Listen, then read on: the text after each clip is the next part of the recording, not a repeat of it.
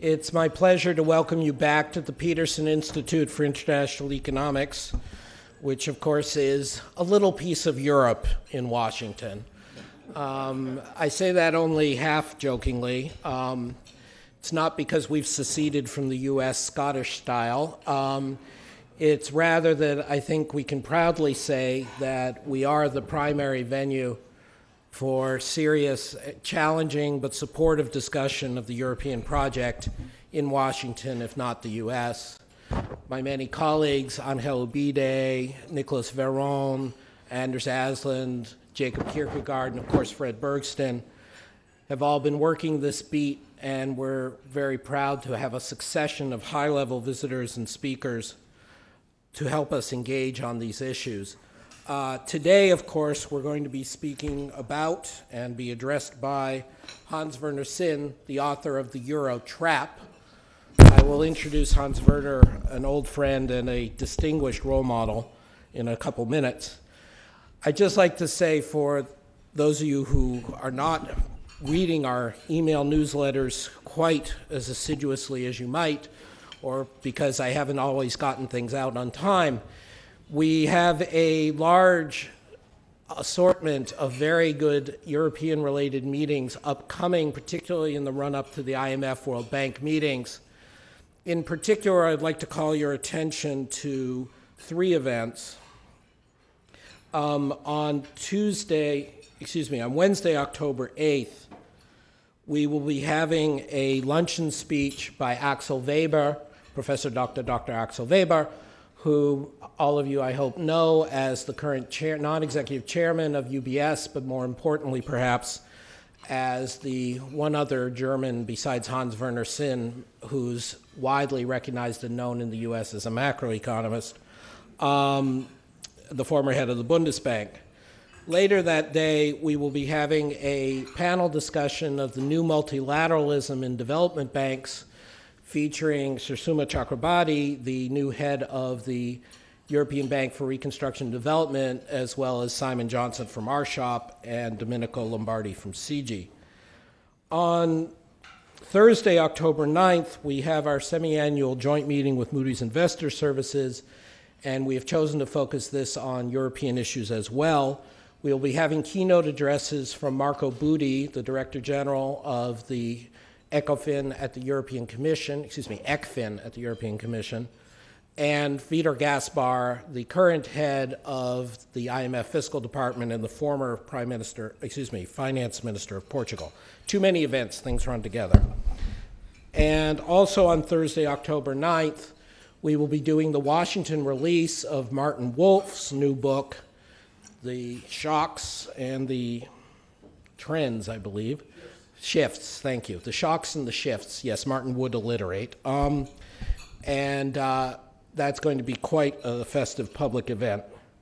But turning to today, Hans-Werner Sinn is, of course, the primary professor of economics at Germany's, I'm allowed to say these things, Germany's primary serious research university, Ludwig-Maximilians-Universität in Munich. He is also president of the IFO Institute and the CES-IFO group. We've let him put his logo up. This is, of course, the most private sector-oriented, best forecasting, and most active of all the economic research institutes in Germany. Hans-Werner Sinn has, like my predecessor, Fred Bergston, created something where there was not really anything before.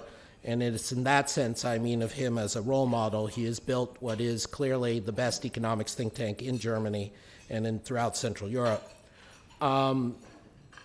He has more prizes than I care to list because it'll make me depressed.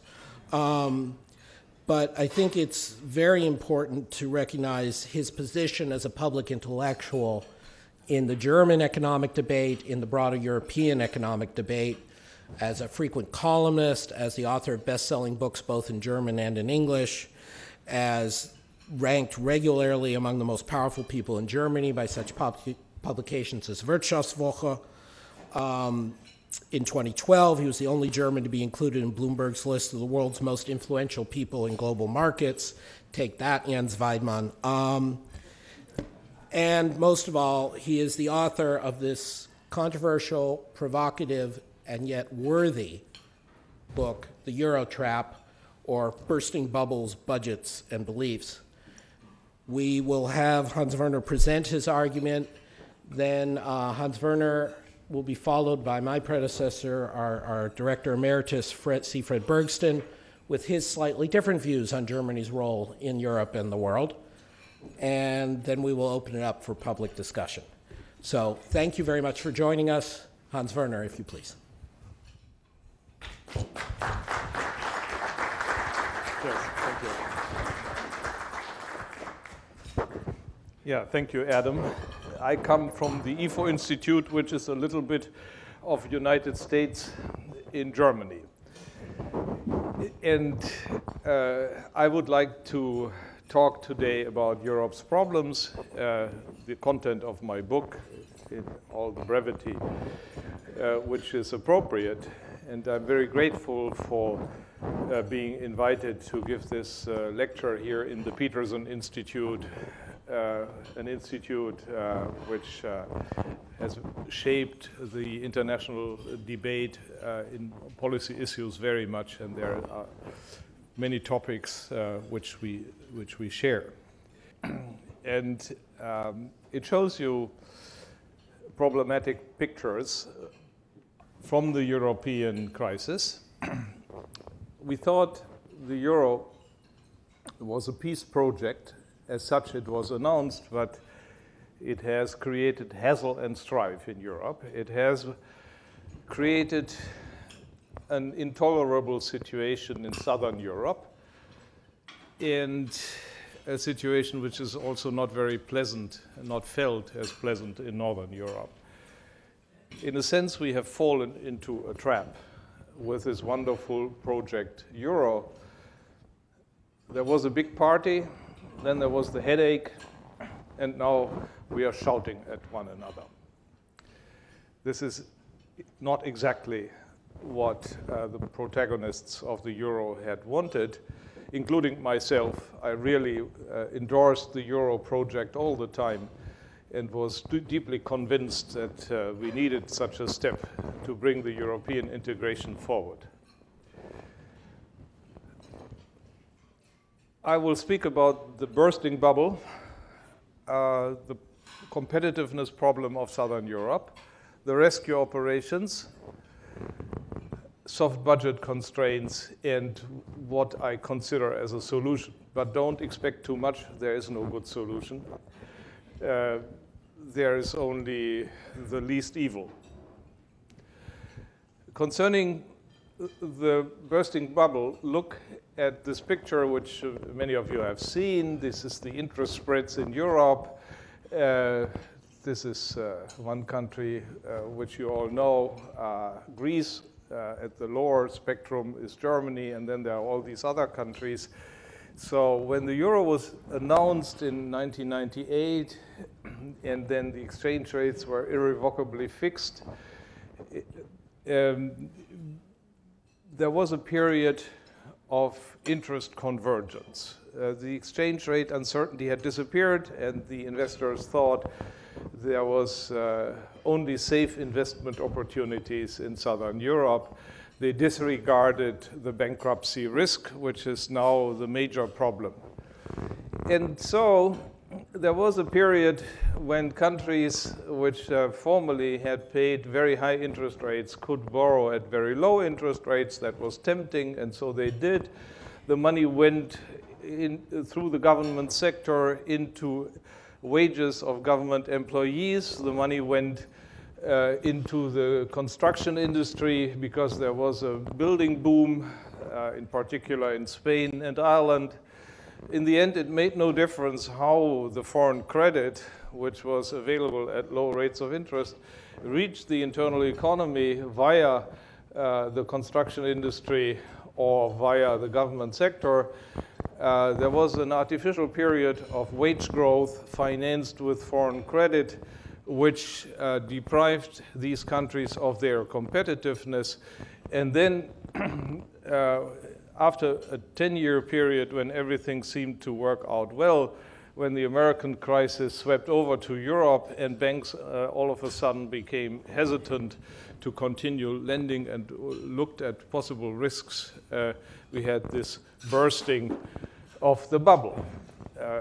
Interest rates in Southern Europe went up, and then there were all sorts of rescue operations which brought them down again. And so in a sense, we overcame all the problems, and the problems are solved. But they are not really solved. Here you see as an example what happened in the government sectors. This is Italy. The Italian debt-GDP ratio was standing at 120% in 1995 when the euro was announced, and then it came down. At the time, the Minister President Dini promised austerity and to use the reduction in interest rates to really pay back some of the debt. So he did. And then Prodi and all the other minister presidents came, but then came the period of Silvio Berlusconi, and one thought, well, why all this austerity? Let's consume the interest reductions. The interest reduction was enormous because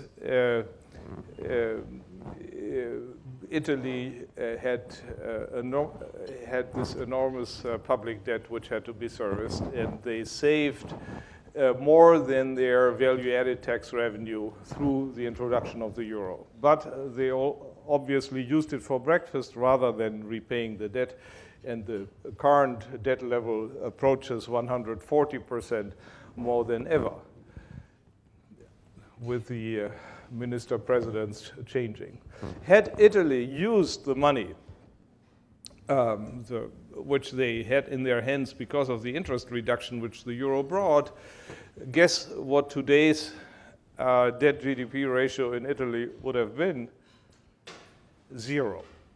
Okay, this is not a real calculation, this is a nominal calculation, but if you do it properly in real terms, you get this curve, and then you would be below 60%. That's a fair calculation. So it is very tempting if you reduce interest rates through public mechanisms that suggest safety to investors. The incentive to borrow more is obviously stronger than the liquidity advantage of having to pay fewer interest rates. Now, many people say the crisis is over, we are on the right track, the competitiveness problem is disappearing, the current accounts improve. Indeed, they do. The current account balance of the 6 European crisis countries, I call them GIPSIC, went to minus 200 billion, as you see here, in 2008, and thereafter, during the crisis, it strongly improved, and we now have a current account surplus. So doesn't this show that everything is fine and we can now return to normal life?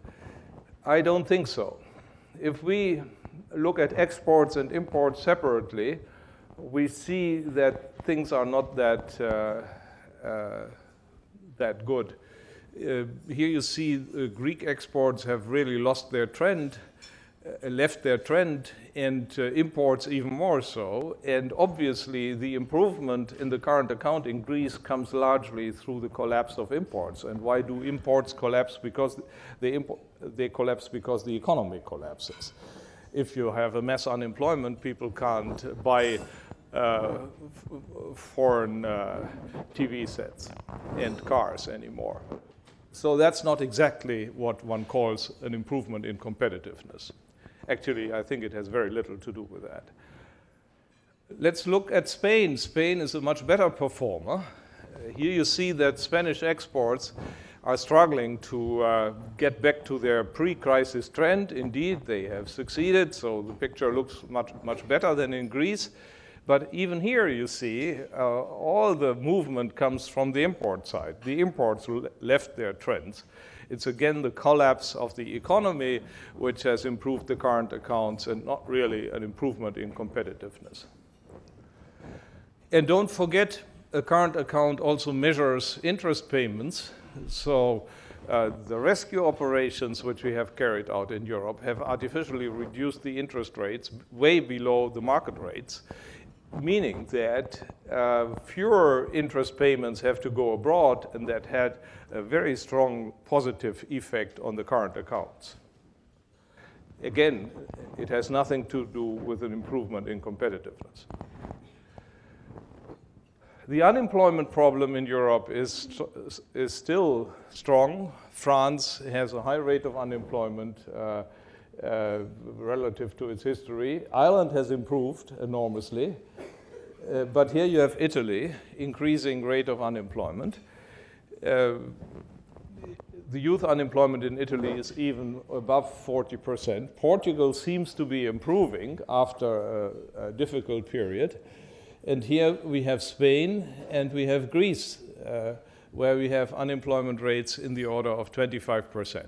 Yes, they're improving. You could say the worst is over, but we never know. Let's look at industrial production. Here you see the advanced economies of the world, and you see here the emerging economies. And the dot here is the beginning of 2008, or the end of 2007, the level which we had then. And you see the advanced economies have just succeeded in reaching the pre-crisis level. What about our European countries? Ireland, wonderful performance. Ireland really has done it for reasons I will explain. Germany is on the pre-crisis level. Portugal, France, very difficult picture, which is not that promising. Italy, a double dip recession. Italy is back exactly on the level they were in 2009 when the crisis hit them most. There was a period in between where it seemed that Italy would recover until the winter 2010-11, but then in 11 the decline continued, and small wonder that Silvio Berlusconi at the time had secret negotiations about an exit of Italy from the Eurozone, actually together with Papandreou, and they both resigned then later, towards the end of the year, at about the same point in time. There were 3 days between it, because the financial industries certainly did not want this to happen. Neither did important powers in Europe want that to happen. This is Spain. Spain did not have a double-dip recession, but a double-dip depression. And this is Greece. So the question nowadays is, will this turn out to be a triple dip? If you look at these curves at the right edge, you see they all are moving downwards. We're expecting now a further cooling of the European business situation, and possibly, and that's what everyone fears, there is a further recession in Spain, in Greece, in Italy, in France, which would mean a triple dip recession or depression if we talk about Spain.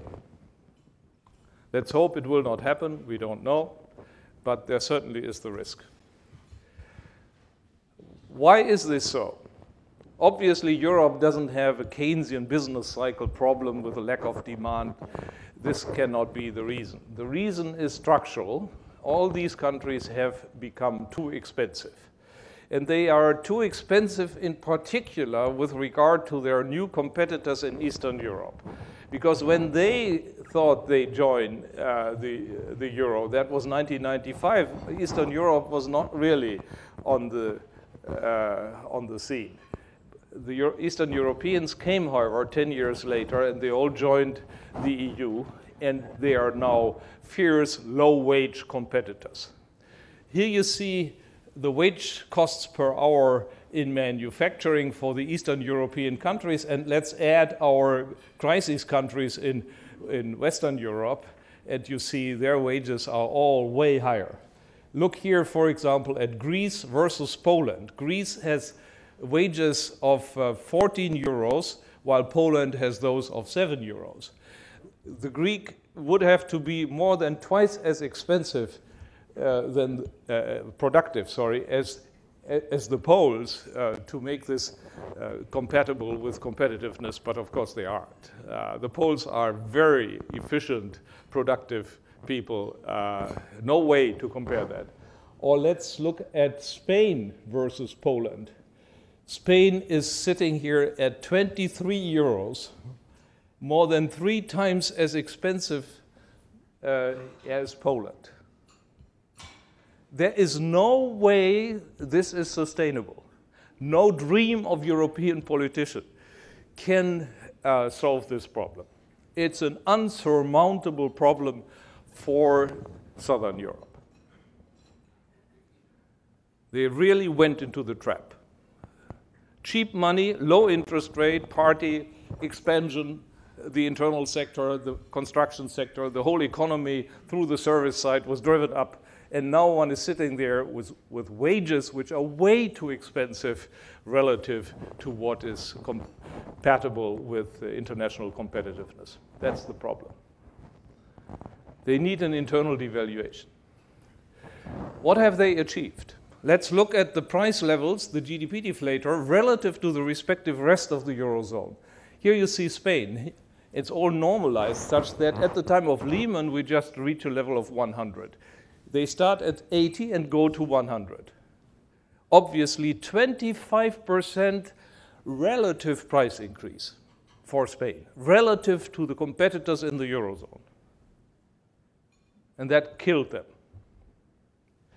They would have to turn back. If they want to stay in the euro, they have to cut their prices relative to the rest of the Eurozone, or the Germans have to inflate. But the path is long. There is an interesting study by Goldman Sachs, and they say they have to go down not by 6% as they did during the crisis, but by 34% relative to the rest of the Eurozone, not relative to the average. That's another calculation. So it's quite enormous. Yes, they did their homework. There were reforms, and you see something has happened. 6% real devaluation throughout the crisis years is something, but it is very little relative to what is necessary. Here we have Portugal. Portugal has not depreciated in real terms at all, well, 1–2%. It's negligible, and they would have to go down quite a bit. This is Greece. Greece also declined. The first years of the crisis, they increased their prices and wages even more than the other European countries, but in the last 2 years, they found the turnaround, and indeed, their price level has come down now. But has it come down sufficiently? Here is France. France is the surprising thing. France always inflated like the European average, so they didn't seem to have a problem, but according to the Goldman Sachs calculation, they would have to come down by 24% anyway. France has just 10% value added in GDP, which is less than half of what Germany has, and the trend is a straight line leading to the origin. Italy needs a little devaluation of 11%, and it has not devalued at all during the crisis. Italy kept inflating like the average during the crisis. Before, all the years before, Italy inflated like hell relative to the rest, and they lost their competitiveness. And during the crisis, they should have gone into the back gear. They didn't. That will be Renzi's task, to carry out reforms that make wages downward flexible and allow prices to decline. Of course, there could be a productivity miracle that would bring the same and result in lower wages, but where is this miracle? I don't see it. And even if the miracle happens, will wages stay constant without changing the labor market? The wages would automatically follow the productivity and you would not be able to cut your prices. Only Ireland has achieved what is necessary. Ireland cut its prices relative to the rest of the Eurozone by 15%, and they have done their job. And this is Germany. Germany deflated all the time in relative terms, not in absolute terms, but they inflated less than the others. And they became cheaper and cheaper, and that is part of the problem of the others.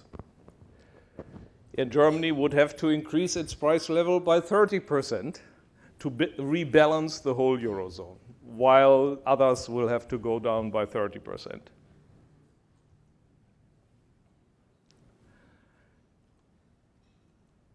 Why did Ireland do it?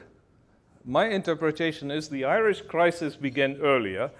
Already in 2006, that's when the bubble burst, and they understood that they had to do something. They had to incur austerity. There was no one helping them, no program of the ECB, no rescue program, nothing at that time, and they cut their wages and prices, and thereby they improved their competitiveness.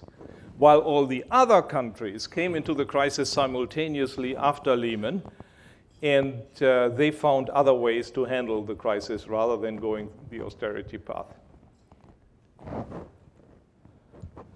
We now are really in a trap, and there are 4 dismal options for Europe, in particular the southern European countries. Well, first, we could accommodate the structural deficits with ongoing transfers. We create a transfer union, but this would create a sort of dependency, a long-term dependency, a Dutch disease phenomenon, which would permanently keep the manufacturing sector down. We could deflate the periphery through austerity, but that's easier said than done. You cannot easily cut the prices, given that the situation arose because of excessive debt. All these people are over-indebted. The government sector is over-indebted. Private people are over-indebted. They have to do their debt service. You cannot simply cut their wages and prices in half, because then they would not be able to service their debt. Some prices are not flexible. Long-term contracts are not flexible.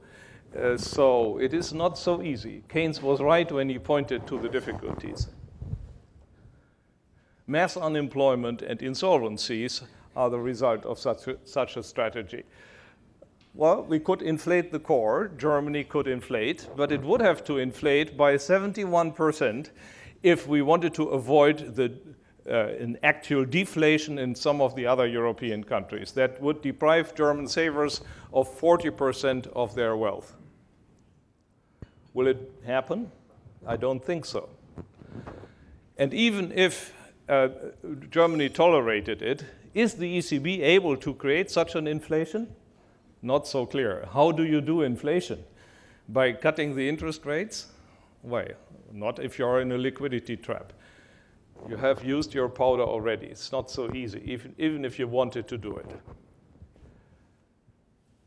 And it would be violating the mandate of the ECB. The ECB has only one mandate, that is keeping prices constant. Unlike the Fed, it is limited to this one mandate. Or we have exits. Exit is very ugly, because when you talk about it, then all of a sudden you have a bank run, you have capital flight, we have all these nasty things which we see in Cyprus. We have 2 euros, by the way, today. We have one in freedom and one in prison in Cyprus. The Cyprus prison is not has not the same value as the other euro, because you can't get it out. That would happen on a large scale if we talked about exits. So it's really a mess. None of these options is really pleasant. This doesn't mean we should do nothing. I will, towards the end, speak about what I think we can do. For the time being, Europe sought the solutions in rescue operations. and here in particular in rescue operations by the ECB. It was the printing press that solved the problem for the time being. The ECB consists of many national central banks. They all are allowed, according to the rules of the ECB, to print money, issue the money, lend it out to the banks, and that's what they did in Southern Europe. When the private credit was no longer coming from Northern Europe to Southern Europe, financing the current account deficits, it was replaced with a printing press. So the credit from the printing press did the job for the time being. And that was possible because the ECB changed its rules under which the local printing press could be activated. They reduced the collateral requirements for the credit. The central bank prints the money, lends it out to banks, and takes a collateral to make sure there is no risk. But the collateral requirement was gradually reduced. I have a whole chapter in the book explaining in detail what happened here, which kinds of collateral were reduced to what level. It's a very, very complicated thing. I just give you a few aspects. So we went from A minus to BBB minus for general assets. Then when the rating agencies declared the government bonds of Portugal, Greece, and Spain no investment grade, then the ECB said, oh, well, we don't care, we still accept it. We still accept it as good collateral. Thereby, it liberated lots of assets in the balance sheets of banks for the purpose of being handed in as collateral and drawing the credit from the local printing press. And then there were ELA credit, emergency credit, where even the common denominator for these collaterals was not necessary because there was the fiction, there was national responsibility, and so on. There were non-traded ABS papers which were allowed. It's a long story. It's a breathtaking story. I cannot lay it out here in detail. But basically it meant that the printing press was underbidding the market. Market investors didn't want to bring credit to Southern Europe anymore, if so at terrifically high interest rates, and so it was much more tempting to draw the credit from the printing press. That was the solution for the time being when the Lehman crisis hit. And the result is that the production and allocation of money balances in the Eurozone really differs a lot. This is the monetary base of the 6 crisis countries. It is about 30% or so, 25% of the total monetary base in the Eurozone, which is 100. This is the money circulating in the non-crisis countries, and below the yellow curve is the money circulating in the crisis countries. But this is the money produced in the crisis countries, and above the white line you have the money produced in the non-crisis countries, and the difference is the extra credit from the local printing presses, which helped solve the problem. You see, this thing is going down, but at the peak it was 57% of the entire monetary base of the Eurozone, which was a big rescue program allowed and facilitated through the actions of the ECB Council, without parliamentary control. For Germany, for example, it meant that while this is the monetary base of Germany, the money produced in Germany itself through credit operations went to zero.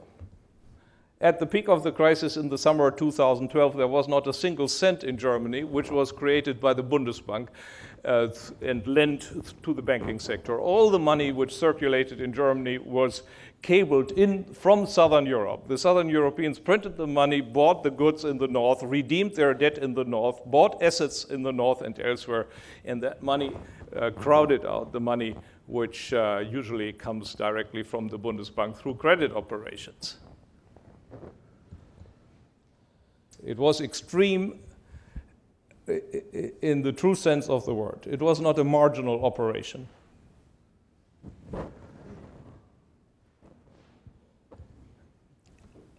Overall, I see the following steps of the crisis.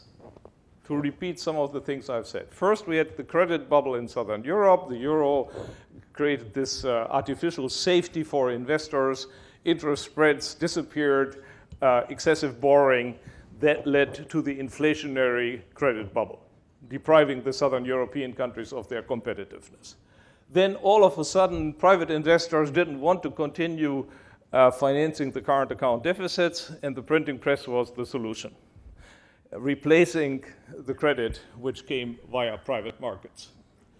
Then the ECB said, this is a little bit dangerous, we are too much involved, and we have to do something against it. They began forcing the central banks to buy the government bonds of the Southern European countries. Something unheard of in America. The Fed would never, ever, as far as I know, buy government bonds of specific states like California, Illinois, or so, which are in trouble.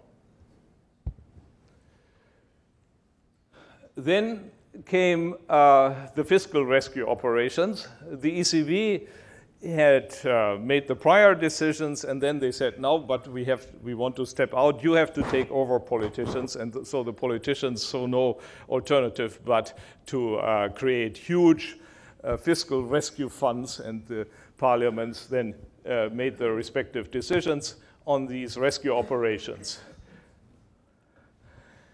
But even that was not considered to be the solution, because the parliament members were much more restrictive with their wallets than the ECB was, and the money was not enough which they were providing. And so the ECB then made the next step and said, let's introduce the ONP program, a promise to repurchase government bonds out of private investors' portfolios if necessary. And that promise, of course, meant that investors dared again to go to Southern Europe, buy the government bonds, because they knew before a bankruptcy of a state, they could go to the respective, to the central bank and sell the government bonds to the central bank. This was a free of charge CDS insurance contract, which the ECB offered for investment in Southern Europe. That worked a lot. It helped reduce the interest rates and brought in private credit, replacing the public credit, which could partly be repaid through these mechanisms.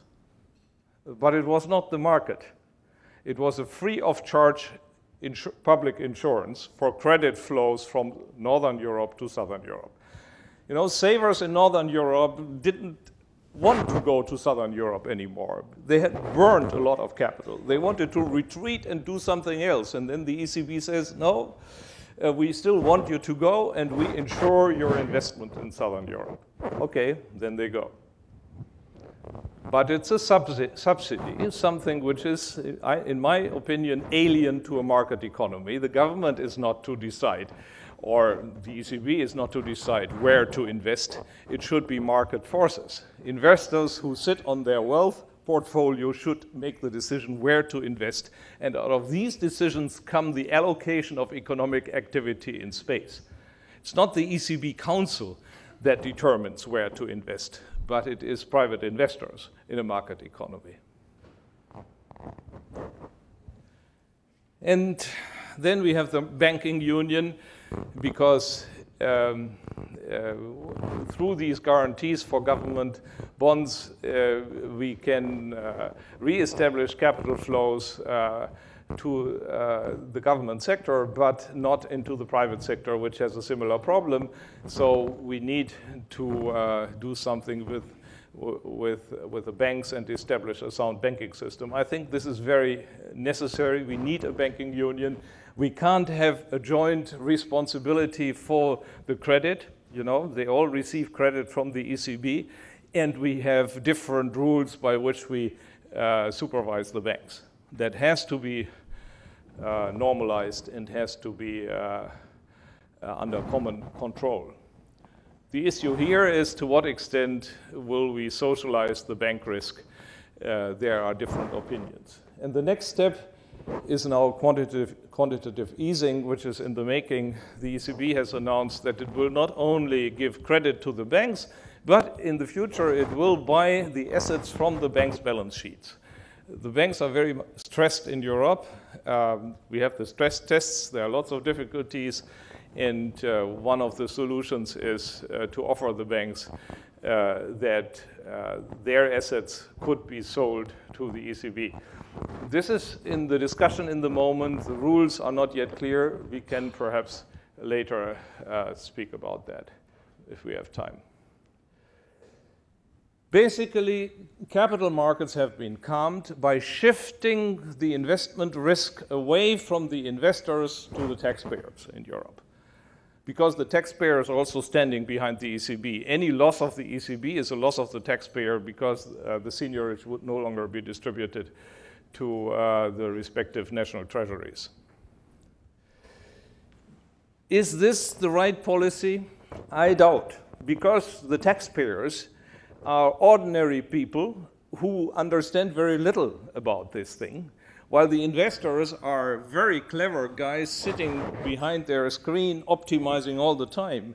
You know, by shifting the risk from the clever guys to the ordinary trusting people, my parents and so on, we calm the situation, but simply because they don't know what's going on. That's a very strange kind of policy.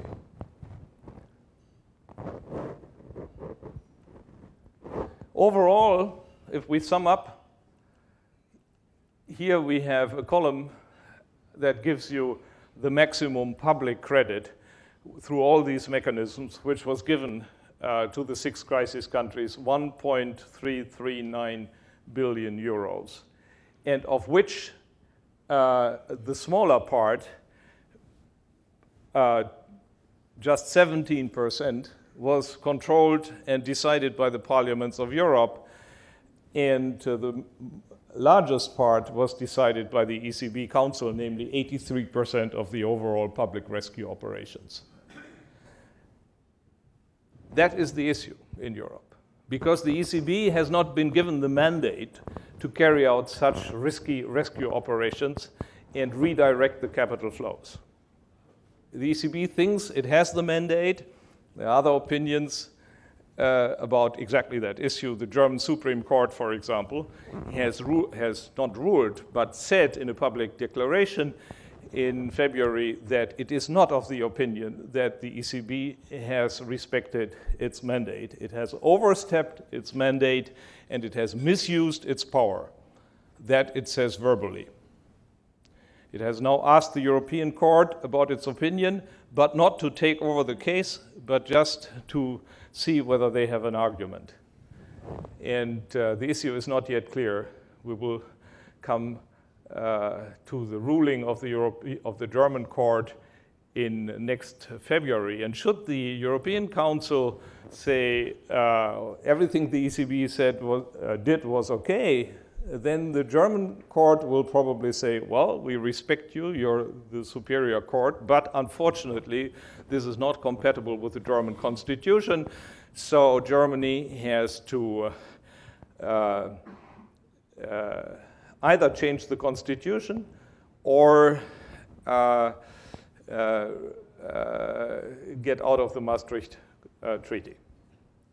And changing the constitution cannot be done with 2/3 majority in Germany because it is one of the clauses with eternal validity, which is affected here. So we need then a referendum.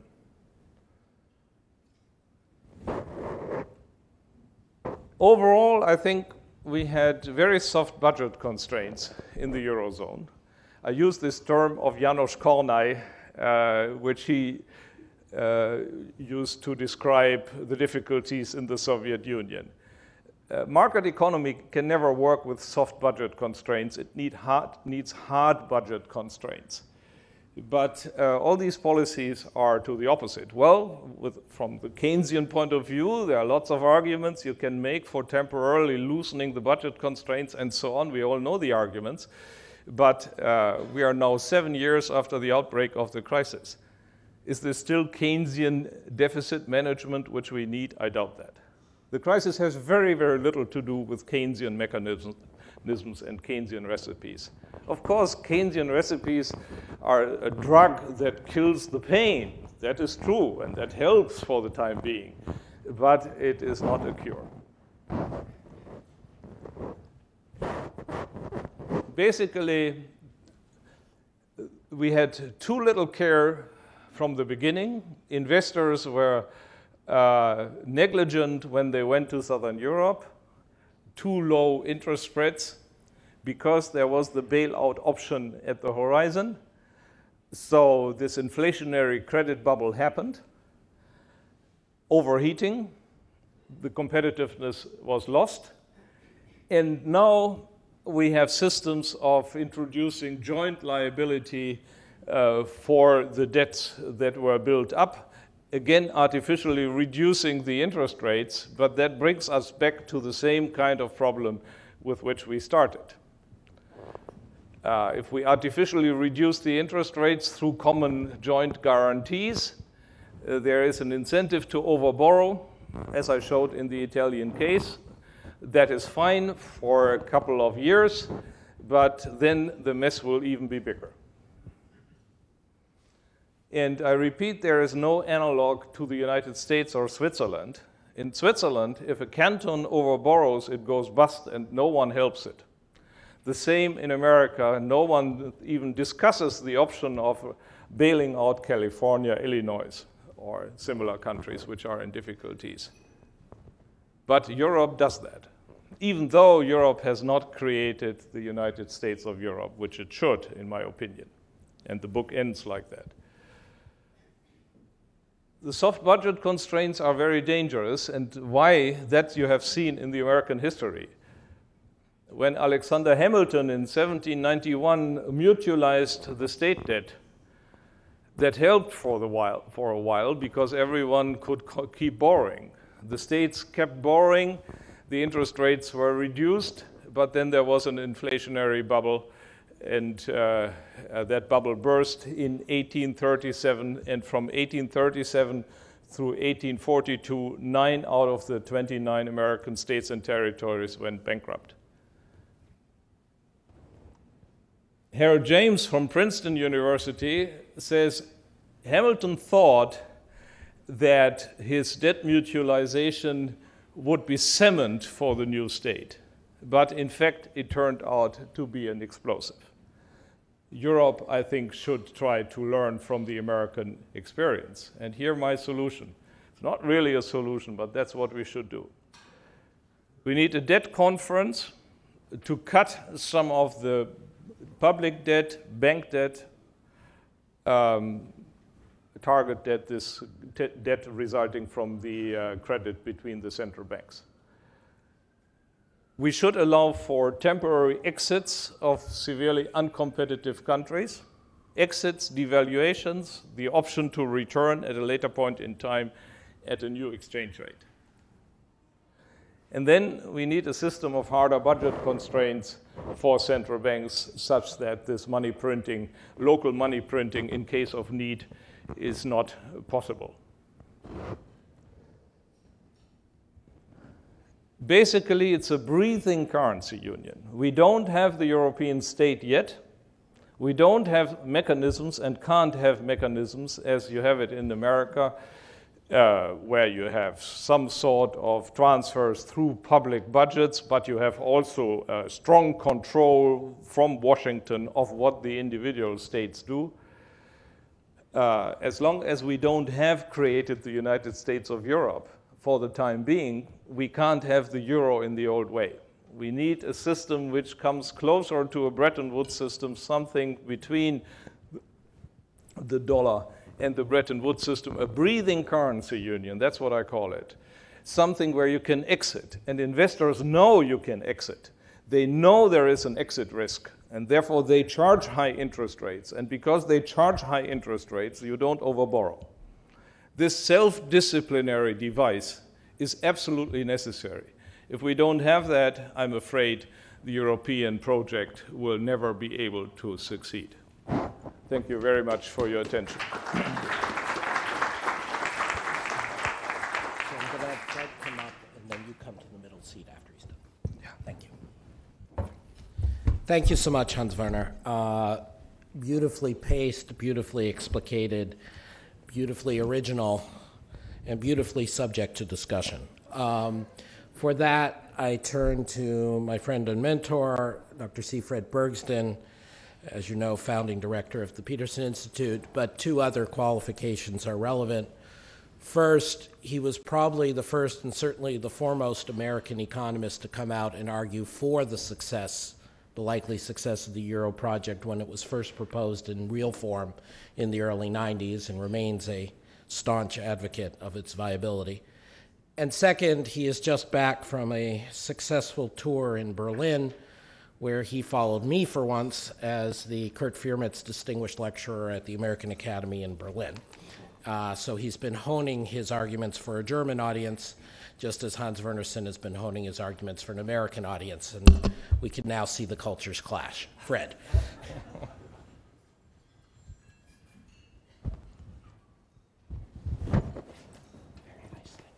Well, Adam, thanks, and thanks to Hans Werner for once again joining us, sharing with us his analysis of the European scene, which is both cogent and influential in Germany and in Europe more broadly. I will indicate some significant differences of view with Hans Werner, but I commend the book to you. It presents superb analyses of a whole range of components of the crisis. It quantifies the Eurozone's internal imbalances, both on the surplus side, i.e. Germany, as well as the deficit side that Hans Werner stressed today. It has a particularly important analysis of the Target 2 settlement system, which he mentioned, but is really at the heart of the whole Euro system. It's not very well understood. It is very important. Hans Werner personally has done pioneering work on it, and I commend that part of the book in particular. He correctly interprets the European Central Bank as a fiscal bailout mechanism. I happen to think that was a good thing and necessary. Europe has no government. So in a crisis, the European Central Bank, as the only pan-European representative, in my view, had to respond. Hans Werner decries it, but I think, and says it was not democratic. Remember that ECB Council is not just a bunch of people sitting behind closed doors and making ex cathedra decisions. They represent governments, they consult with their governments. In the real world, they are a highly political body, and so I don't think it's quite as undemocratic as Hans Werner mentioned. Moreover, I think it was absolutely essential to keep the Euro project alive. I must say that I particularly applaud one view that Hans Werner expressed in the book. In addressing the issue of the trade imbalances, the surpluses and such, he referred to many of his own German colleagues as being, and I quote him, nothing but crude mercantilists, for thinking that trade surpluses in and of themselves are a great thing, a badge of honor, and something to be sought. I'll have a bit more to say about that later. But having praised much of the analysis, I have to say that I found the message of the book, the main message of the book, both perplexing and puzzling. Hans Werner, as he indicated today, is a staunch advocate of Europe, of the Euro itself, even of moving to a United States of Europe. And he, in fact, starts his last chapter with a ringing lead line: there is no alternative to Europe and to the further integration of Europe toward a stronger union that is imperative. These are Hans Werner's own words. I contrast that, however, with my interpretation of his reform program. He didn't mention all of it this morning. He didn't this afternoon. He didn't have time to do it. But he really has a 4 or 5 point program, which, if you consider carefully, I'm afraid would blow up Europe, not save it. Point 1, very hard budget constraints, his last point. That means more austerity. Second, a gold standard monetary settlement, literally in the book, gold settlements, to replace Target 2 with its intergovernmental credits. 3, a big debt conference to restructure the debts of the peripheral countries, although at one point in the book he says only Greece for sure needs it, maybe Portugal, so maybe in practice it wouldn't be quite as extensive as he suggests. Most dramatically, point 4, exits from the Eurozone for some peripheral countries, let them devalue, and then let them apply and hope to bring them back in. a pretty far-reaching proposal to which I say something in a minute. And finally, no, if I understand Hans Werner correctly, no mutualization of anything. No common deposit insurance, let alone any kind of fiscal union or Eurobonds. He denounces Alexander Hamilton for having made a big error, but Alexander Hamilton bought 50 years at the time the United States was forming its union. He said that Hamilton's error in 1791 started to be realized with state defaults in the 1840s.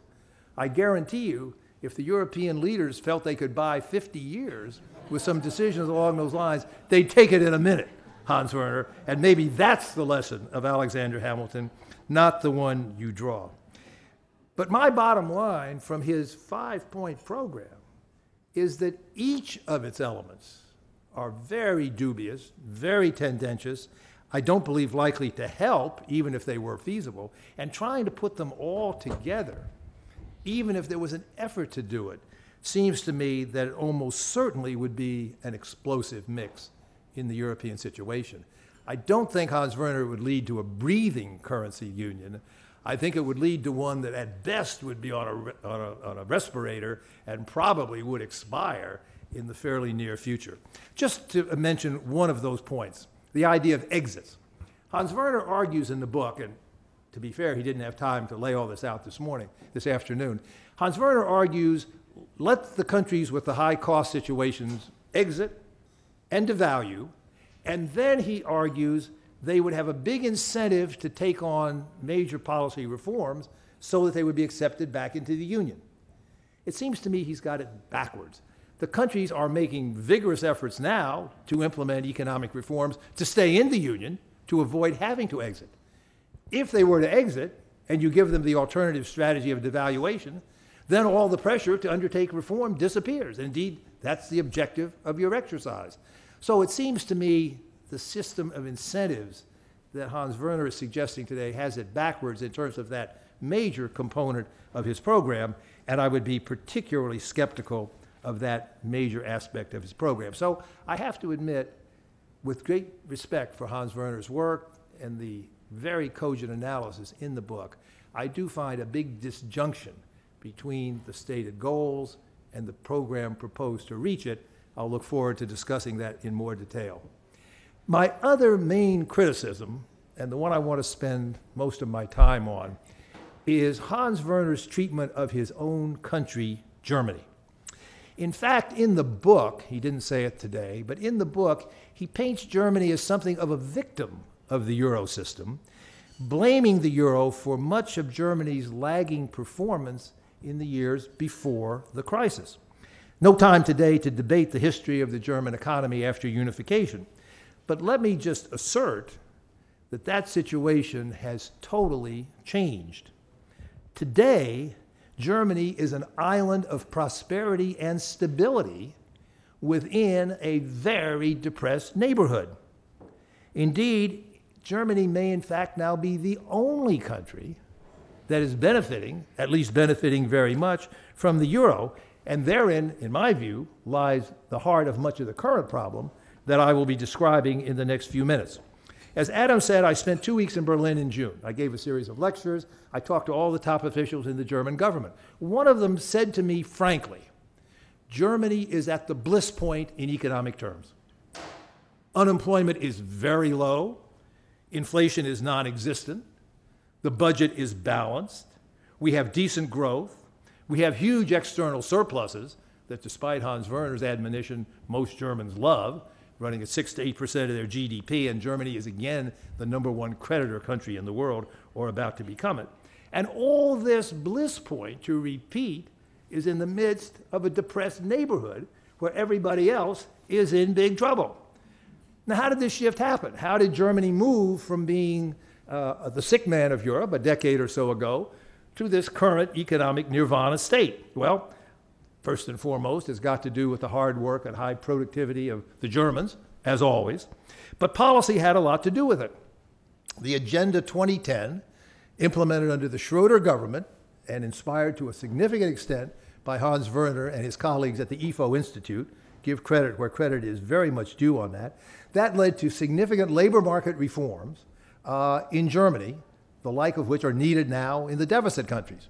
They have a model. Germany did it. They need to follow up. But Germany certainly did it. But then that was in turn greatly intensified by the famous German social contract. The German government, companies, and labor got together and decided to suppress wages. And for the last decade, the German social compact has kept real wages flat. There has been no increase in German real wages for a decade throughout the period of the crisis. And remember, this is the surplus country that one would not want to be building up competitiveness and a big surplus. So German wages have been flat, which means that the German establishment engineered a huge internal devaluation of the German economy. Hans Werner, in his book, quantifies an estimate that that was 20 to 25%. He even put a 31% number on the board this morning. In other words, a huge internal devaluation. Martin Wolf, in a series of columns in the FT, has repeatedly called it a competitive internal devaluation because it put tremendous pressure on the rest of the Eurozone and was an important major cause of those cost differentials and losses of competitiveness in the periphery to which Hans Werner pointed and to which he emphasized. But, and here is the punchline, that competitive internal devaluation in Germany was possible because of the euro. First, the internal effects. When the Germans engineered their wage suppression and internal devaluation, they were doing so in a fixed rate system against the rest of Europe. So there was no appreciation of a German currency to offset the effects against the rest of Europe, and therefore Germany's competitive position vis-a-vis its Euro neighbors expanded enormously. But the external situation was even better.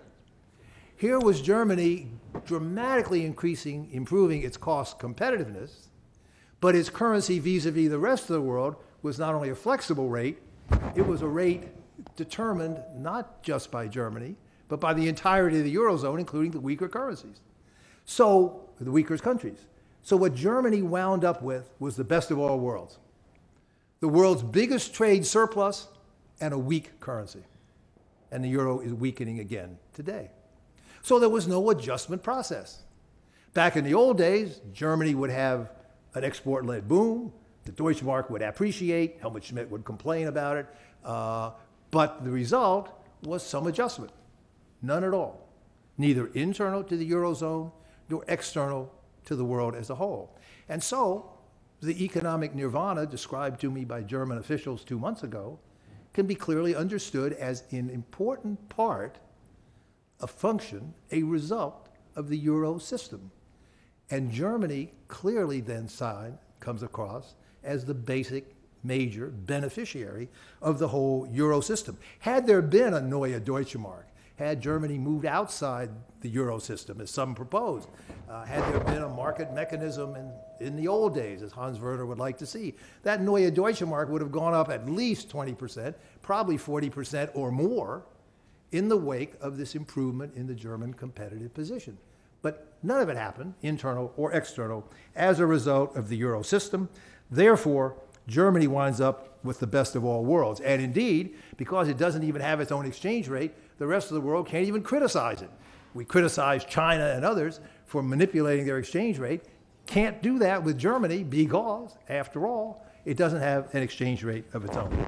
So, the result of all this is, for Germany, as I say, an economic bliss point. But it's too good to be true. The reason, of course, is then that the rest of Europe is coming to view Germany as the only beneficiary of the Euro system. Resentment is growing.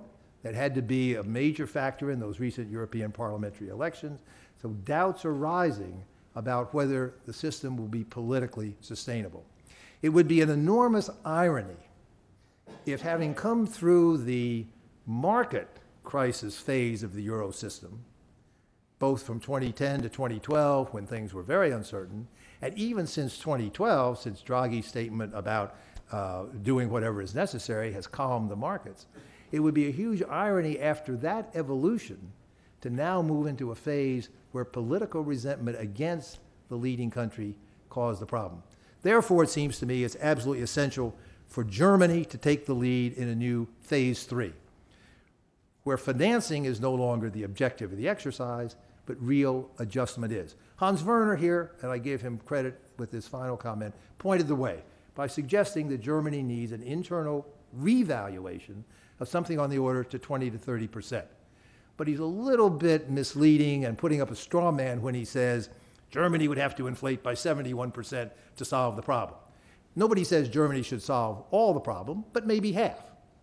Nobody says Germany should do it immediately or even within a short period of time, but over a period of a decade or even 20 years, as his book suggests, Germany could see its inflation inch up a percentage point a year to maybe 2, 2.5, let wages grow 3, 3.5, ease up a little bit on the fiscal austerity since they've got a balanced budget out of the world's biggest creditor country. A program, I think, is quite feasible through which Germany could lead an adjustment phase to really begin resolving the fundamental euro crisis. Thank you.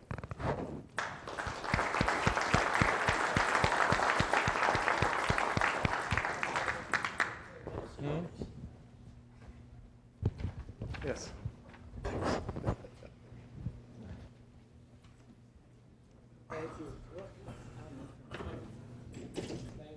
Thank you, Fred, and of course, thank you, Hans Werner.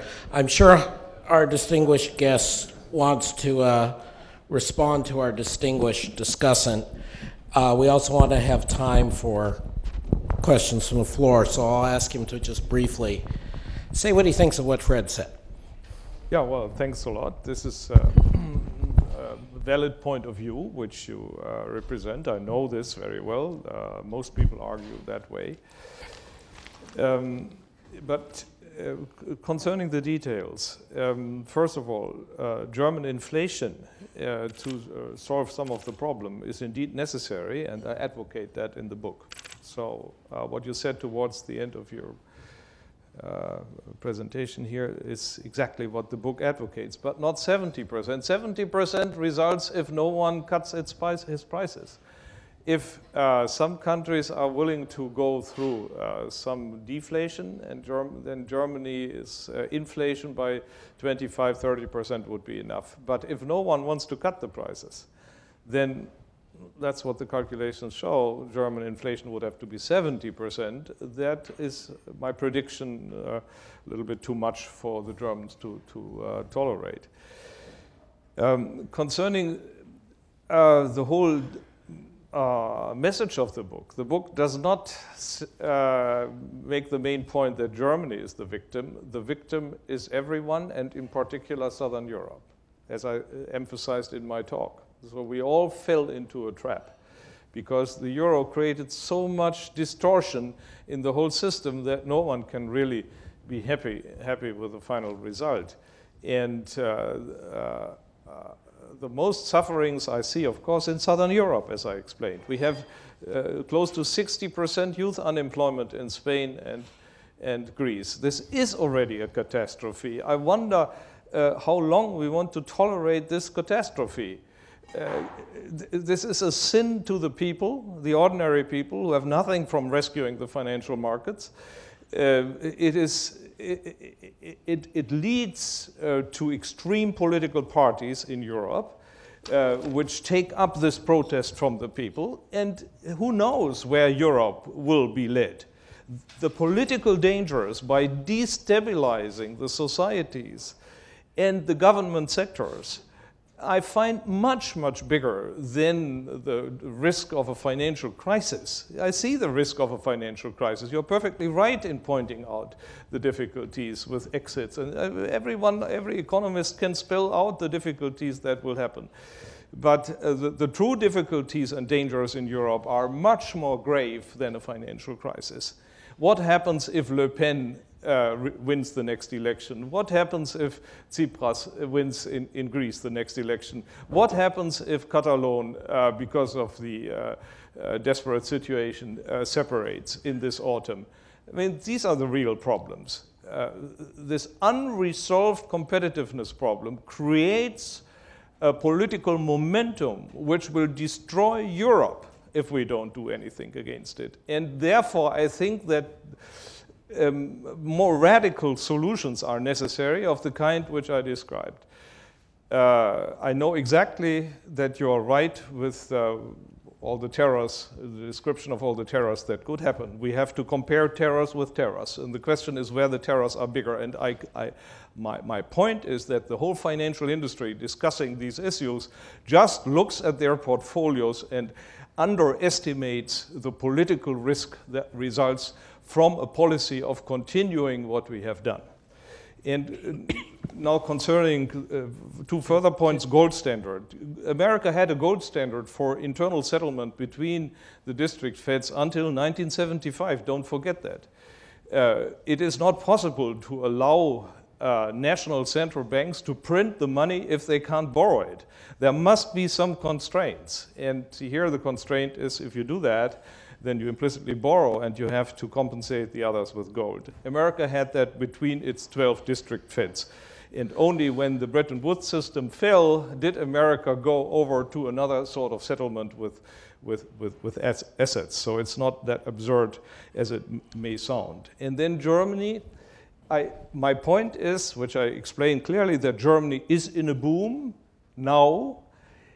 Why is it in a boom? It is in a boom because of the crisis. Because the crisis meant that German investors, financial institutions, don't dare to finance investment in Southern Europe.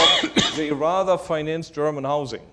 People who have money invest in real estate. So we have a real estate bubble in the moment that creates a certain type of prosperity.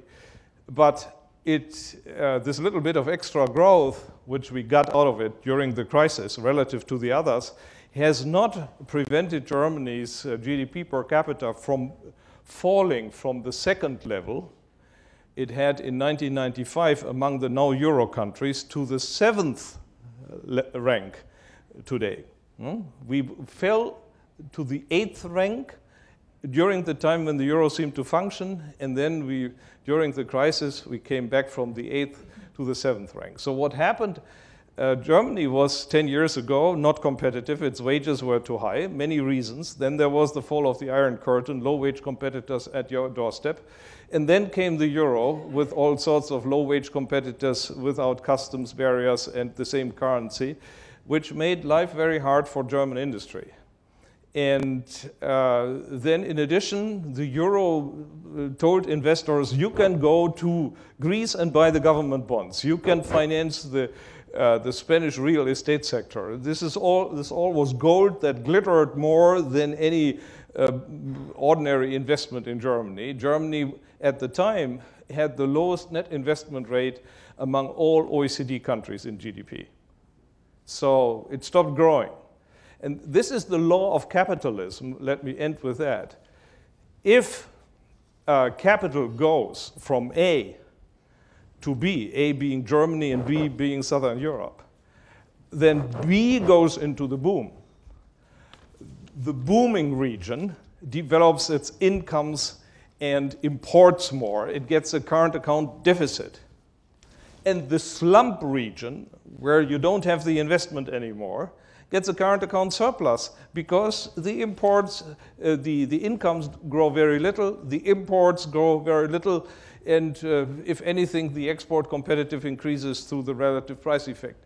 So you get, in the slump region, a current account surplus. Germany, throughout the time when the euro seemed to function, was the sick man of Europe.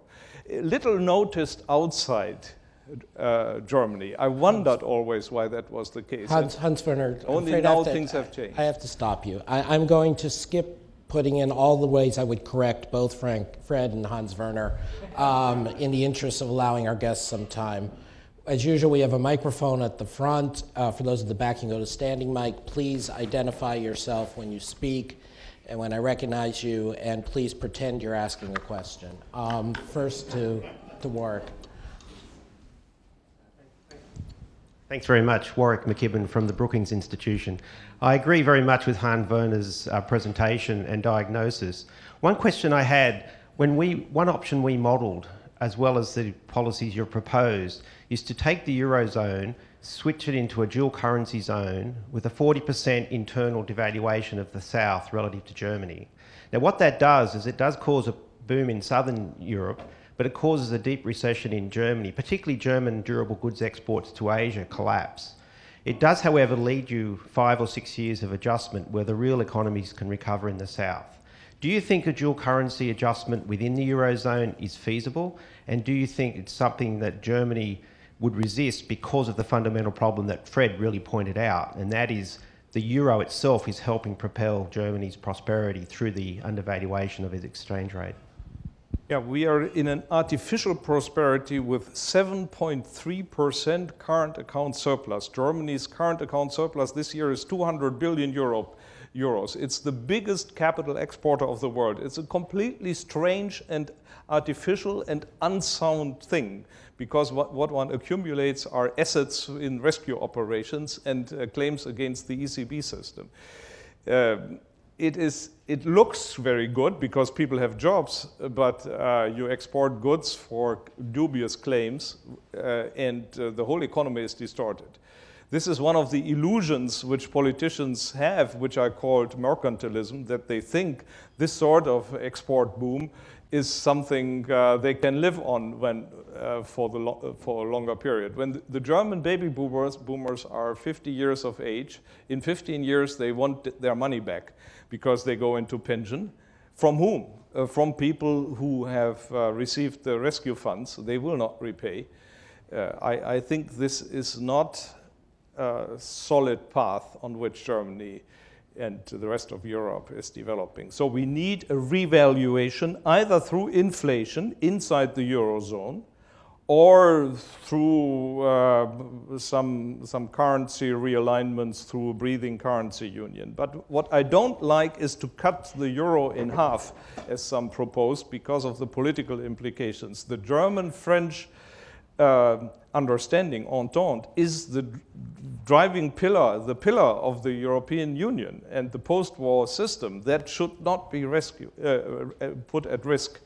So as much as from a purely economic perspective you could say, let's have France in another currency area than Germany and have them devalued, that is not possible. What I think is possible, however, is that some smaller countries at the margin leave temporarily.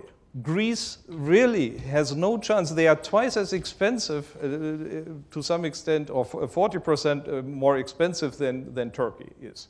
Turkey is sitting next door. It's the same country, the same products. It is impossible for Greece to ever prosper under these conditions. So it would be much, much better for Greece if they exited. Of course, one has to solve the foreign debt problem, because then the debt remains in euro. You have to have a haircut for the debt at the same time. But then the world would be really better for the Greek population, because the Greek would begin to buy their own products. Now they have a current account deficit in agricultural products, which is about the only thing where they have a comparative advantage. They buy agricultural products in net terms from other countries, and otherwise they have nothing to export. This is also an unsustainable, absurd situation. Let the Greek buy products from their farmers, because the foreign products become more expensive, then the farmers create jobs, and that's one of the ways to get this country going. Thank you. Here at the front table, and then directly behind him.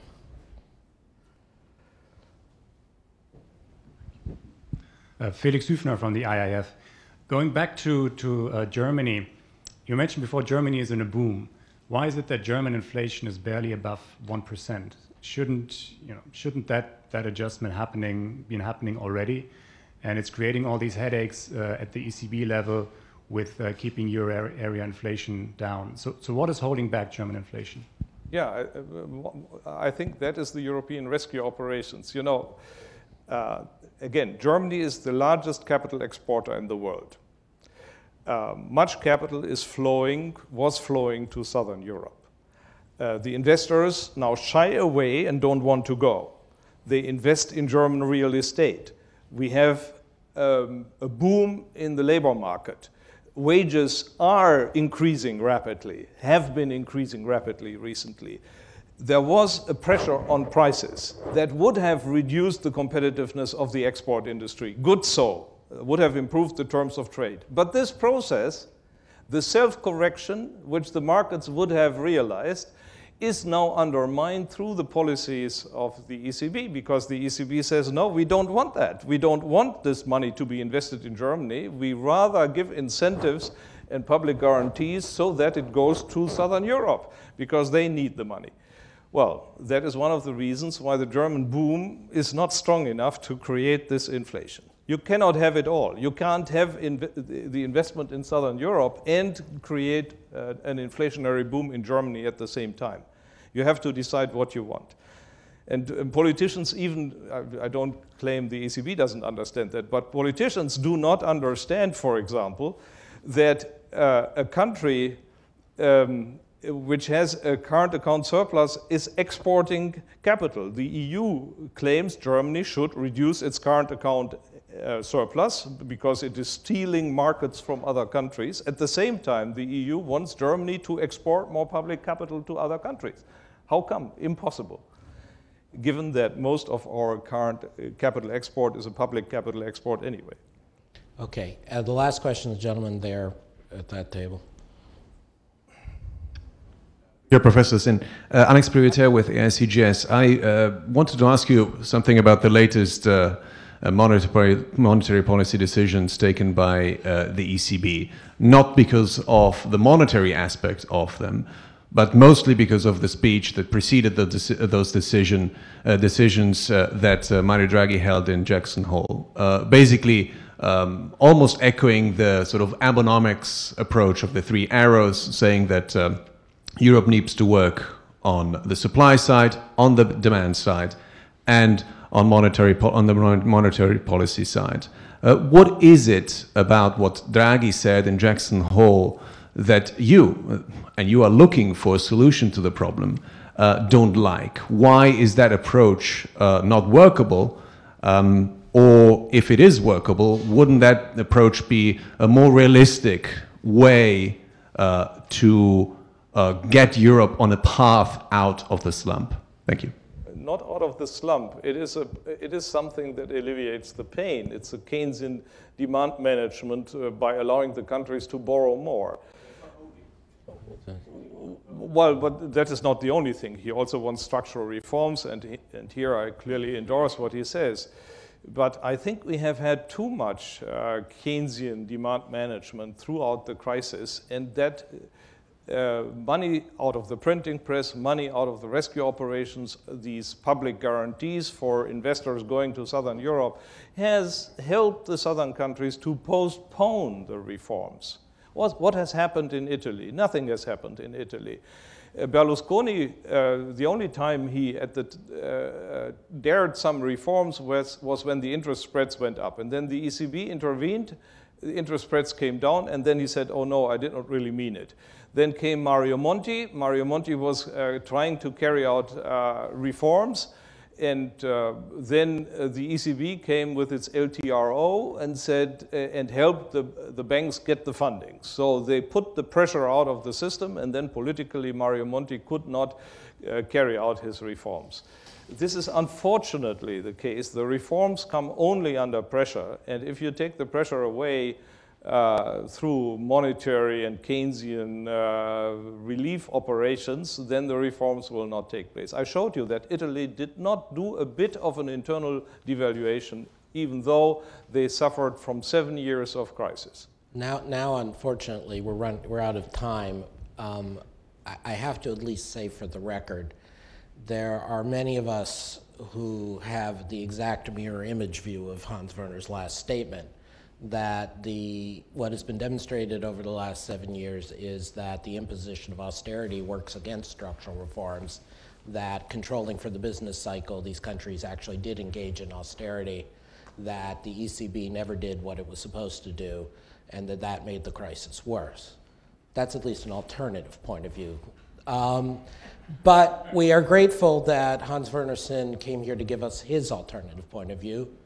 He is always welcome to do so, and we look forward to continued exchange with him and the staff of CESIFO. He's been gracious enough to host some of our people. We look forward to continuing to have home and home series. Maybe it's the Think Tank Champions League, the Bundesliga, and I'd like to think we're a little better than U.S. Major League Soccer. Thanks as well to my friend and mentor, Fred Bergston, for reminding us of Americans who believe in the euro, and this meeting is adjourned.